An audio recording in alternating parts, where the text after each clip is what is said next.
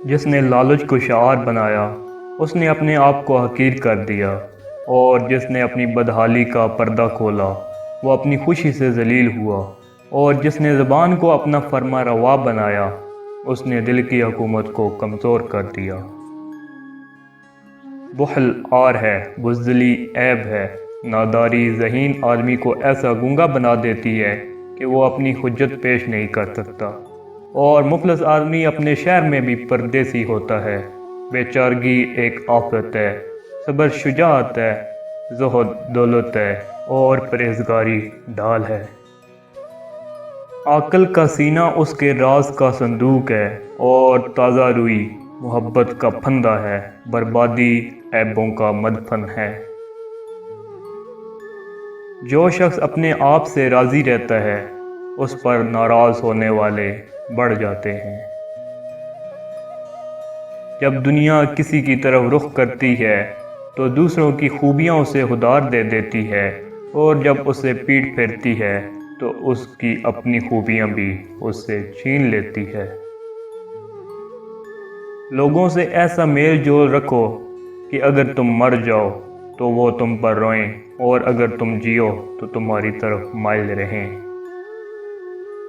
لوگوں میں سب سے بیچارہ وہ ہے جو اپنے لیے دوست حاصل نہ کر سکے، اور اس سے زیادہ بیچارہ وہ ہے جو بنے بنائے دوستوں کو کھو بیٹھے۔ ترک آرزو سب سے بڑی دولت ہے۔ بھوکے شریف اور سیر شکم کمینے کے حملے سے خائف رہو۔ آج عمل ہوگا حساب نہیں، کل حساب ہوگا عمل نہیں۔ جب عقل پختہ ہو جاتی ہے تو باتیں کم ہو جاتی ہیں۔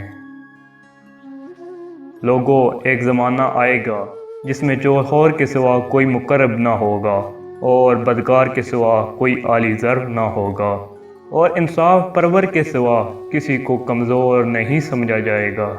اس زمانے میں لوگ زکوٰۃ کو تاوان سمجھیں گے اور صلح رحمی کر کے احسان جتلائیں گے، عبادات اس لیے کریں گے کہ فضیلت میں دوسروں سے بالا تر سمجھے جائیں۔ چنانچہ جب وہ زمانہ آئے گا تو حکومت عورتوں کے مشورے، لڑکوں کی امارت اور ہجڑوں کے بل بوتے پر ہوگی۔ کوئی دولت عقل سے زیادہ منافع بخش نہیں، اور کوئی تنہائی خود پسندی سے بڑھ کر وحشت ناک نہیں، اور تدبیر جیسی کوئی عقل نہیں، اور پرہیزگاری جیسی کوئی شرافت نہیں، حسن خلق جیسا کوئی ہم نشین نہیں، اور ادب جیسی کوئی میراث نہیں۔ دنیا کی مثال سانپ کی سی ہے، جسے چھوئیں تو نرم لگتا ہے مگر اس کے اندر زہر قاتل ہوتا ہے۔ فریب خوردہ جاہل اس کا گرویدہ ہو جاتا ہے، لیکن ہوش مند عاقل اس سے بچ کر رہتا ہے۔ ایک دوسرے سے دوستی رکھنا آدھی عقل ہے، اور غم آدھا بڑھاپا ہے۔ ہر آنے والا پیچھے ہٹتا ہے، اور جو ہٹ گیا گویا کبھی تھا ہی نہیں۔